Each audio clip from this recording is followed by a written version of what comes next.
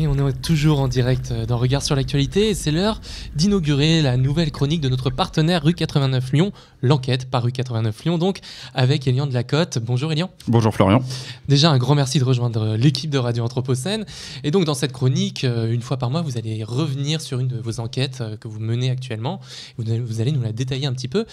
Et donc cette semaine, on va parler de sans-abrisme et hébergement d'urgence, un sujet particulièrement d'actualité dans la métropole lyonnaise. Oui Florian, pour commencer, on va parler d'un cas symbolique qui est très médiatisé, c'est l'évacuation du plus grand squat de Lyon, le squat Pyramide. C'était le 30 octobre dernier. Ce bâtiment est situé dans le quartier de Gerland. Il était désaffecté et squatté depuis le printemps 2021. Il était occupé aussi par 250 personnes, des familles bien sûr, mais aussi des mineurs isolés et des hommes seuls. Bref, des profils très différents, vivant dans des conditions précaires. L'évacuation par la préfecture du Rhône a eu lieu 2 jours avant la trêve hivernale. Elle s'est déroulée au petit matin, aux alentours de 7h30. Rue 89 Lyon y était et a pu constater l'effarement des habitants. On a surtout pu constater qu'une partie de ces habitants du squat n'ont même pas attendu l'entrée dans les lieux des CRS. Certains étaient obligés d'aller au travail, d'autres ont été effrayés par le dispositif déployé, d'autres encore, pour certains sans-papiers, ont préféré partir avant l'arrivée des policiers, quitte à ne pas être recensés par la préfecture et à ne pas bénéficier d'une solution de relogement qui était proposée.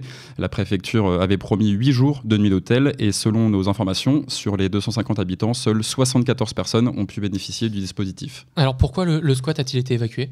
Alors officiellement pour des problèmes d'insalubrité et de délinquance, c'est en tout cas les explications fournies par la préfecture du Rhône.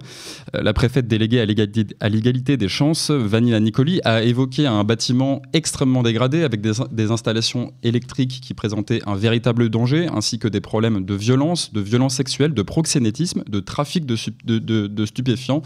Du côté des associations, vous l'imaginez, le son de cloche est bien différent. On ne comprend pas pourquoi 250 personnes se retrouvent à la rue pour les agissements de seulement quelques individus. La mairie de Lyon avait fait des signalements sur le lieu, mais avait affirmé que la situation s'était grandement améliorée dans le squat ces derniers mois. Elle a qualifié l'expulsion d'inadmissible. Et qu'est-ce que peuvent faire la ville ou la métropole pour aider ces familles ? Concrètement, pas grand-chose, hein. C'est la préfecture qui est compétente en matière d'hébergement d'urgence, à l'exception des mères isolées avec enfants en bas âge ou des mères isolées enceintes de plus de 8 mois, qui sont en théorie hébergées par la métropole de Lyon. À noter que la métropole doit aussi s'occuper des mineurs non accompagnés, les fameux MNA, pour les habitués des pans de la Croix-Rousse. Près de 80 d'entre eux sont actuellement sous détente dans le jardin, sous l'esplanade en haut du plateau de la Croix-Rousse. Et pour le coup, cette fois-ci, les associations visent la métropole de Lyon. Alors la question de l'hébergement d'urgence, c'est une question qui est très politique. Oui, à tel point que la ville a annoncé le 10 octobre dernier avoir attaqué l'État en justice pour carence dans l'hébergement d'urgence. De son côté, on l'a vu sur la question du squat Pyramide, la préfecture a dénoncé les contradictions de l'exécutif écolo de la ville qui ne proposerait pas assez de solutions alternatives. Mais des retours terrain et des associations que l'on peut avoir à rue 89 Lyon, les expulsions se multiplient et les tentes sont toujours plus nombreuses. Le système d'hébergement d'urgence à Lyon est saturé. La situation s'était améliorée durant la crise sanitaire avec des dispositifs spéciaux mis en place, mais depuis 2 ans, c'est beaucoup plus compliqué. Et puis, il y a la personnalité de la préfète qui pose question. Oui, exactement. Fabienne Bussiot est en poste depuis janvier 2023 dans le Rhône et beaucoup d'acteurs du monde associatif lui reprochent d'appliquer avec un peu trop de zèle une politique gouvernementale déjà très restrictive, impulsée notamment par le ministre de l'Intérieur Gérald Darmanin. Il faut dire que la préfète n'arrivait pas en terrain conquis dans le Rhône, en cause ses précédents faits d'armes. C'était elle qui était présente dans le Pas-de-Calais pour le démantèlement de la jungle de Calais. Elle est aussi connue pour avoir mené plusieurs expulsions de squats dans la région de Bordeaux.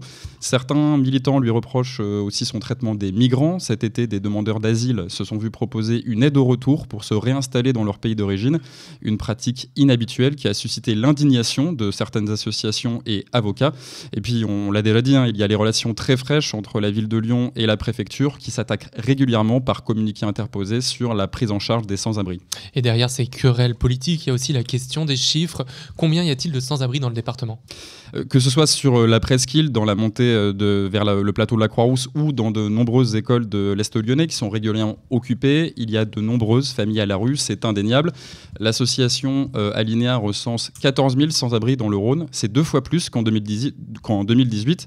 Un autre chiffre particulièrement marquant, le collectif Jamais sans toit comptabilise 329 enfants d'enfants à la rue. C'est 2,4 fois plus qu'il y a 2 ans. Et ce, alors qu'il y a des solutions. À Lyon, il y a 18 000 logements qui restent inoccupés. On se souvient de la promesse du président Macron qui exigeait avant son premier mandat que plus personne ne soit à la rue ou dans les bois. 6 ans plus tard, on est très loin du compte. Et au-delà des moyens financiers et matériels, il y a aussi un problème humain ? Oui, c'est l'une des principales remontées dont nous font part les associations avec lesquelles on est en contact. Il y a un manque de bénévoles et de salariés face à des besoins toujours plus grands. Des associations qui font des maraudes doivent parfois annuler leur passage par manque de bras. Et parfois, ça joue sur les équipes. Mardi, par exemple, une manifestation a eu lieu pour dénoncer les conditions de travail des salariés de Forum Réfugiés. Les raisons de cette mobilisation sont multiples, mais l'un des principaux problèmes reste le manque de moyens. Et l'exemple le plus emblématique, c'est peut-être celui des Restos du Cœur. En grave difficulté financière, ils ont dû demander une aide exceptionnelle de l'État pour passer l'hiver. Ils ont introduit des critères de distribution. Ça, c'est la face immergée de l'iceberg. On a interrogé Pascal Blanchetière, délégué général de la Fédération des acteurs de la solidarité, sur le manque de moyens des acteurs du social. Sa réponse a été sans appel. Certains acteurs ne sont pas sûrs de passer l'année. Et alors, pour continuer un peu plus sur les questions autour de la précarité, après cette enquête de Rue 89 que Elian vient de nous raconter, nous recevons aujourd'hui l'invité des regards, Marc Bulto. Bonjour Marc Bulto. Bonjour. Alors vous êtes délégué régional pour la région Auvergne-Rhône-Alpes du Secours catholique, si je ne me trompe pas. Vous êtes parmi nous aujourd'hui suite à la publication le 14 novembre dernier du rapport de l'association faisant état de la pauvreté en France à partir de vos statistiques d'accueil de l'année 2022. Alors, avant de débuter, est-ce que vous souhaitez ou pouvez réagir aux propos qui viennent d'être énoncés par Elian concernant le sans-abrisme à Lyon, le manque de bénévoles, etc. Strictement aucune surprise. C'est le genre de situation qu'on va rencontrer bien ailleurs que sur la métropole lyonnaise. Alors, effectivement, sur Auvergne-Rhône-Alpes, toutes les métropoles, je pense notamment à tout ce qui est Clermont-Ferrand, Grenoble, vont rencontrer des situations de même type. J'ai entendu que les mineurs isolés avaient été cités plus d'une fois. Et effectivement, c'est une situation qu'on rencontre actuellement et qui devient particulièrement critique. Donc, aucune surprise. Alors, manque de bénévolat, on va retrouver un peu la même chose chez nous au Secours catholique. Ceci dit, c'est pas forcément la quantité de bras qui importe, mais plus le type d'engagement que les gens attendent. Et par rapport à certaines évolutions de société ou autres, c'est plutôt là que le challenge va se poser. Se pose donc pas le nombre de personnes, effectivement, mais plutôt le nombre d'heures, le volume horaire des bénévoles. C'est ça dont vous parlez ? Pas forcément. En fait, on trouve assez facilement, alors c'est pas péjoratif ce que je vais dire, mais on trouve assez facilement des gens qui viennent filer des coups de main, des petites mains, des personnes qui sont prêtes à venir nous aider pendant 1 mois, 2 mois, 3 mois. Ce qui est plus compliqué, c'est un engagement dans la durée, donc en nombre de mois, et puis c'est un type d'engagement qui soit plus impliquant sur, notamment, on évoquait juste précédemment des dimensions qui peuvent être d'ordre politique, dans le bon sens du terme, c'est-à-dire tout ce qui est de l'action de plaidoyer, etc. Et c'est sur ce type de bénévolat qu'il n'est pas toujours simple de trouver des personnes. Et vous faites le lien avec des changements de société autour de ces questions, comment est-ce que vous l'interprétez ? Eh bien, en fait, on a une association qui a plus de 70 ans d'âge, donc une vieille dame, il ne faut pas la bousculer trop vite, mais par ailleurs, on avait historiquement un bénévolat axé sur des personnes plutôt retraitées et qui s'engageaient sur une assez longue durée. Quand je dis assez longue durée, ça se compte en années, voire en décennies. Aujourd'hui, c'est un bénévolat qui est le plus souvent plus mobile, qui se rajeunit, contrairement à ce qu'on croit, parce que les personnes retraitées aujourd'hui sont souvent prises entre d'un côté leurs propres parents qu'ils doivent accompagner, et puis de l'autre côté les enfants sur lesquels ils doivent donner aussi des coups de main.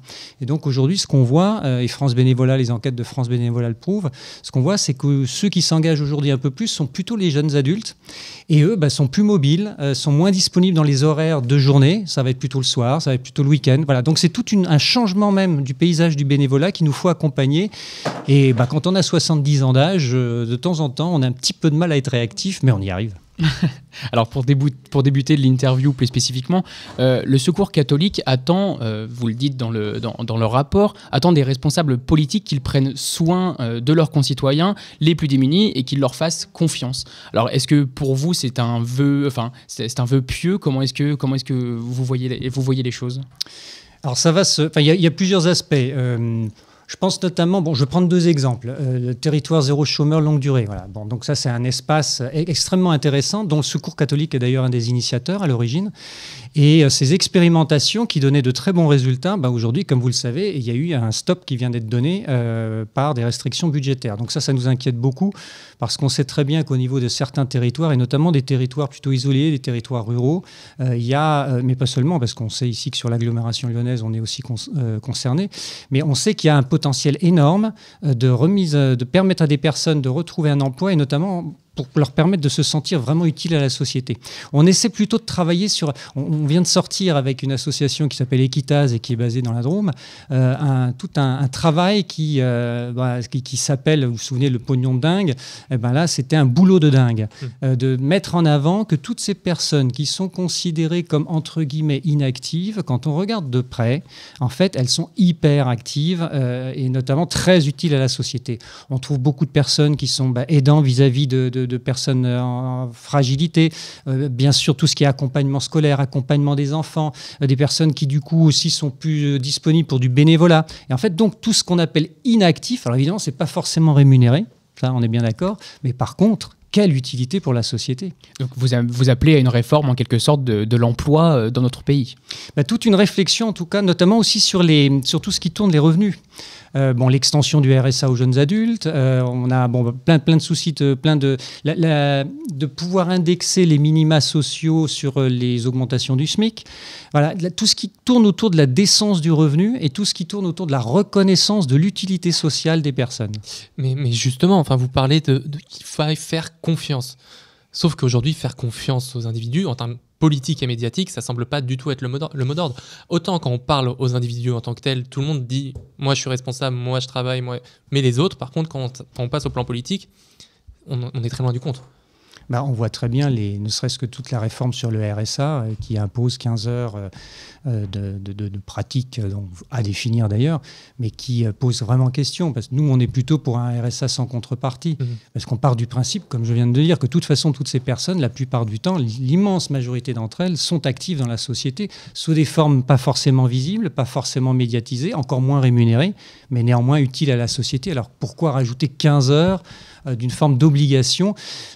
Sans parler du fait que, j'en ai parlé encore aujourd'hui avec des représentants du Puy-en-Velay, aujourd'hui on voit qu'imposer des formes d'engagement, 15 heures, quand on est en zone rurale et que sur place il n'y a aucun espace possible et qu'il faut se déplacer alors que les personnes elles-mêmes n'ont pas les moyens de cette mobilité, parce que pas de transport en commun, parce que pas de voiture, parce que des fois pas de permis de conduire, on marche sur la tête. Et pour rebondir là-dessus, il me semble avoir lu dans le dossier qu'il y a quand même 33% des personnes qui n'ont pas accès au RSA. Est-ce que c'est quelque chose qui se pense, qui se réfléchit dans les enjeux politiques actuels sur la pauvreté ? On aimerait. C'est un éternel débat. Quelque part, ça arrange peut-être l'État de savoir que certaines personnes font pas recours à leurs droits, parce qu'évidemment, c'est autant de sous qui ne partent pas. Nous, effectivement, on a un tiers des personnes que nous accueillons. On accueille à peu près 1 million de personnes dans l'année au Secours catholique sur l'ensemble du territoire français, territoire d'outre-mer inclus. Et sur ce 1 million de personnes, il y a évidemment un certain nombre qui n'ont strictement aucun revenu. Et en fait, quand on creuse les choses, on se rend compte qu'un tiers des personnes qui pourraient avoir recours au RSA ne le font pas. Et ça, c'est ce non-recours. Ça date pas d'hier, ça fait déjà très longtemps qu'on en parle. Mais chez nous, c'est flagrant. Pour des raisons administratives, pour des raisons de fracture numérique, pour des raisons de difficulté à compléter les documents, j'en passe. Et toute cette situation politique que l'on vient d'énoncer m'amène à une autre question, c'est de savoir pourquoi vous avez entrepris, il y a maintenant une 30aine d'années, je crois, la publication d'un tel rapport annuel. Alors en fait, nous avons la chance d'avoir une répartition sur l'ensemble du territoire français, que ce soit en monde rural ou en monde urbain ou périurbain. Donc, quelque part, déjà, il y a une certaine capacité, de par notre réseau, à pouvoir dresser un état de la situation sociale en France qui soit assez exhaustif. Ensuite, la répartition de nos équipes locales, très territorialisée, permet d'aller des fois dans des considérations relativement fines. Donc une fois qu'on a un réseau aussi étendu, autant de bénévoles, parce qu'actuellement on a à peu près 60 000 bénévoles sur l'ensemble du territoire, eh bien, ça nous permet en fait, mine de rien, d'avoir une puissance d'enquête terrain que peu d'associations, eux, ont, et on en profite. Donc ça nous permet ensuite, grâce à ça, de pouvoir interpeller les pouvoirs publics, parce que c'est basé sur des données qui ne sont pas seulement du ressenti. Il y a un moment, quand on a 1 million de personnes accueillies et qu'on recueille, par exemple, là, cette année, on a travaillé sur 50 000 fiches détaillées qui sont remontées, on commence à avoir un échantillonnage qui a une certaine crédibilité. Et est-ce que le fait de devoir interpeller les pouvoirs politiques a été à l'origine de cette création, il y a une trentaine d'années, à un moment donné où il y a pu avoir des tendances de néolibéralisation, de difficultés au niveau du marché de l'emploi, etc. Mais c'est même dans les gènes de l'association. Le père Rodin, quand il a créé le Secours catholique à l'époque, en gros, il disait la charité doit précéder la justice. C'est-à-dire que quand il n'y a pas de justice, bon, allez, on fait un coup de main au niveau charité, mais le but du jeu, c'est quand même la justice. Et comment est-ce que, justement, en 30 ans, vous avez eu le temps d'avoir du recul sur l'état de la pauvreté en France? Comment est-ce que vous la voyez évoluer? Alors, elle prend des formes très protéiformes, dans le sens où... il y a 30 ans, par exemple, les mères isolées, ce n'était pas un public qu'on avait aussi important qu'aujourd'hui. La question des migrations ne se posait pas du tout dans les mêmes termes. Pas forcément en quantité, mais en tout cas en profil de personnes qu'on recevait. Tout ce qui tourne autour de la précarisation du monde des jeunes adultes, on sent franchement qu'il y a une montée du côté des jeunes adultes, c'est-à-dire les 15-25 ans, qui beaucoup plus importante que précédemment.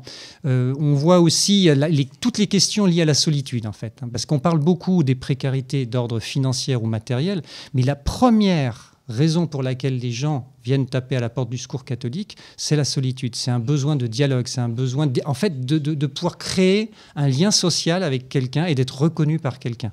Donc ça aussi, la solitude a été, et la crise du Covid a été un accélérateur assez considérable.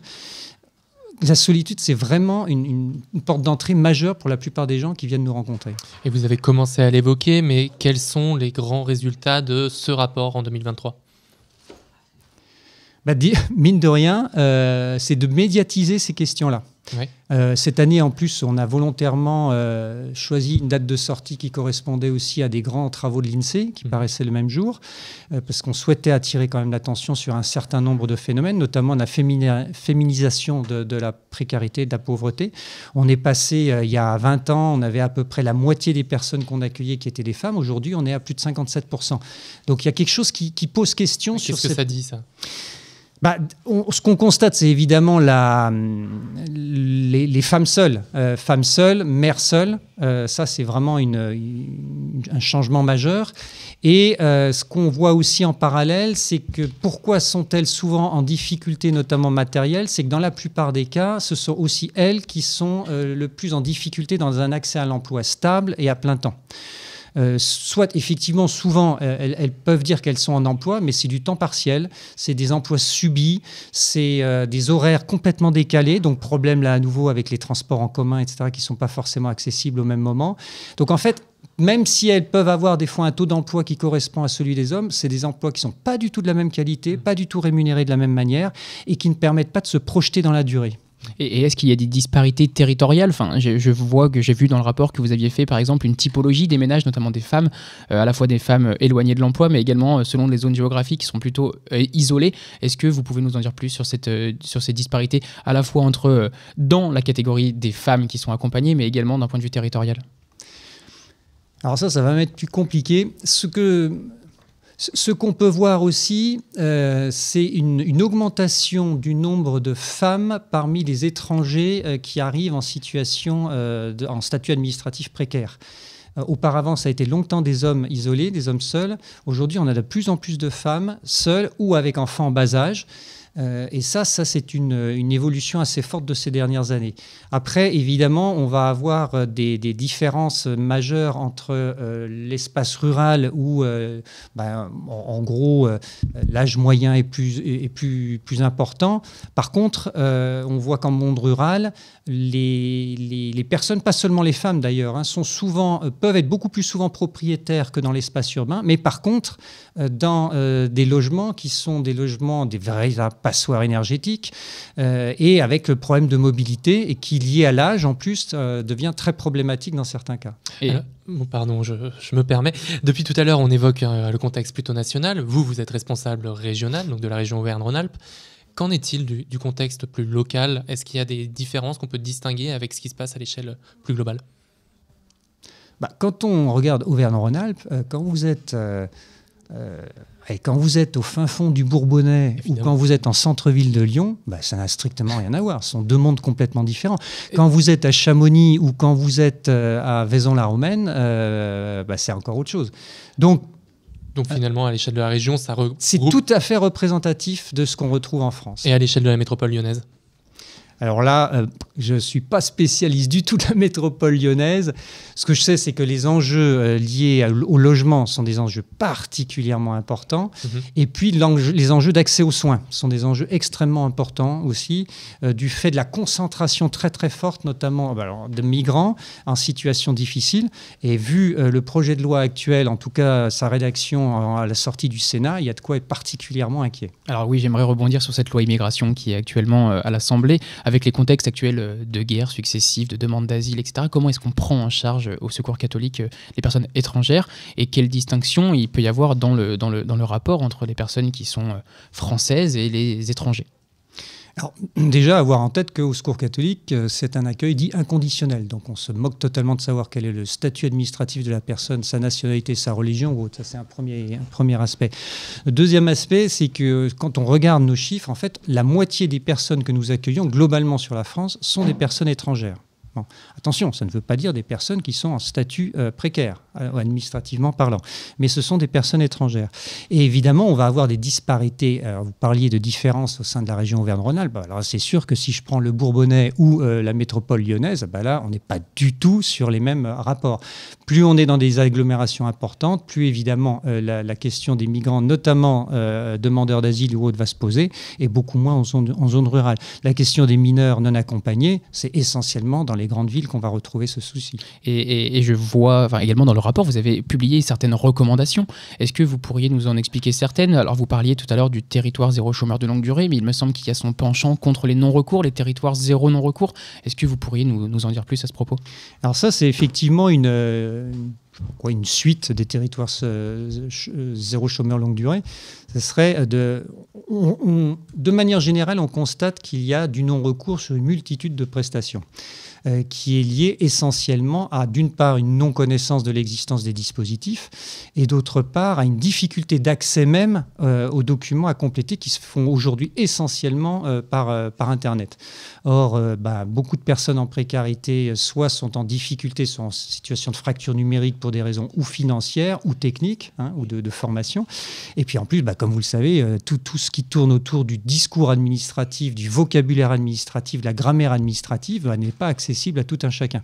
Alors vous mettez difficulté d'accès à l'ordinateur plus difficulté liée au vocabulaire et à la grammaire utilisée, ça ne peut être qu'excluant vis-à-vis des personnes. Et comme en plus aujourd'hui on ne peut plus contacter qui que ce soit d'être humain au téléphone dans beaucoup d'administrations, ça éloigne de plus en plus de prétendants aux allocations et aux aides, ça les éloigne de plus en plus de ces dispositifs. Donc là, parvenir à faire en sorte que les personnes en précarité puissent avoir connaissance de leurs droits, d'une part, et d'autre part, pouvoir compléter les dossiers, être accompagnés dans la durée sur leur mise en œuvre, ça nous paraît totalement indispensable. Et dans la même veine des recommandations, est-ce qu'on peut revenir sur la question du droit au logement, qui est quand même un droit fondamental? Il me semble que vous en dites quelques mots. Ce qu'on constate, c'est que pour nous, globalement, il manque à peu près 20 000 places d'hébergement d'urgence, déjà, sur l'ensemble du territoire, ce qui est quand même pas rien. Et puis surtout, on souhaiterait qu'il y ait une politique beaucoup plus volontariste sur l'accès au logement social locatif. Pour moi, ça a toujours été une question. Quand je vois que si on va en Espagne, on a un parc de logements dont on ne sait pas quoi faire, et puis en France, on n'en a pas assez. Donc il y a quand même un problème d'ordre politique, d'orientation ne serait-ce que tout ce qui est d'ordre foncier. On voit sur la Haute-Savoie en particulier, c'est une très grosse problématique du fait de la frontière avec la Suisse, avec des coûts fonciers qui sont prohibitifs et qui expulsent petit à petit les personnes à l'extérieur du département. Donc effectivement, une politique beaucoup plus volontariste d'accès au logement locatif social, ça nous semble indispensable. Et est-ce qu'au niveau local, pardon Florian, j'ai juste une dernière question sur le logement. Je suis assez fan de ces questions-là, mais il me semble que des initiatives ont été mises en place sur la métropole de Lyon, notamment pour les mères isolées. Est-ce que vous avez vu des améliorations, mine de rien, liées à ces accompagnements qui ont été mis en place ? Il y a un dispositif qui fonctionne bien, c'est la maison des familles. Donc c'est quelque chose d'assez original qui est fait avec les apprentis d'Auteuil et qui consiste à proposer des accueils de jour. Donc il y en a 2 sur la métropole lyonnaise, des accueils de jour pour des familles, pour des mères isolées, des pères isolés aussi, même s'ils sont très minoritaires, il y en a quelques-uns, et qui sont tout un accompagnement parental, mais aussi tout un accompagnement sur tout ce que j'évoquais, sur l'accès aux droits, etc. Alors c'est un accueil de jour, c'est-à-dire qu'il n'y a pas de logement de nuit, mais c'est un dispositif qui aujourd'hui donne beaucoup de très très bons résultats et qui permet en particulier à ces personnes de trouver des espaces où elles peuvent se poser et se reposer, y compris dans la prise en charge des enfants pendant les quelques heures où elles y sont. Eh bien, Marc Bulto, un grand merci pour cet entretien. Je rappelle que vous êtes délégué régional pour la région Auvergne-Rhône-Alpes du Secours catholique. Merci également à Elian Delacote pour cette enquête de rue 89. Et puis, merci Damien Rondepierre pour cette dernière question qui a mis en retard la chronique de Valérie Didier, qui arrive tout de suite après une courte pause musicale. Bonne soirée à tous les deux sur Radio Anthropocène. Merci, bonne soirée. Merci. Au revoir.